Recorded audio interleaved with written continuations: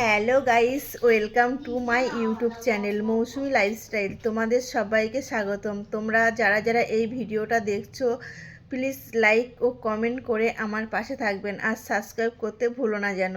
তো বেশি কথা না বলে শুরু করা যাক আমার এই ভিডিওটা। তো বন্ধুরা, আমি আজকে কি কি রান্না করেছি সেটা একটু আপনাদের সাথে শেয়ার করছি। তো চলো দেখে নেওয়া যাক আজ আমি কি কি রান্না করেছি। এখানে আমি ভাত করেছি, এখানে ভেন্ডি আলু ভাজা আছে, ছেলের জন্য একটা মাছ ভাজা রেখে দিয়েছি। এখানে কলমি শাক চিংড়ি মাছ দিয়ে করেছি। এখানে পোনা মাছ রান্না করেছি, আলু দিয়ে তরকারি করেছি, আর আছে টক ডাল।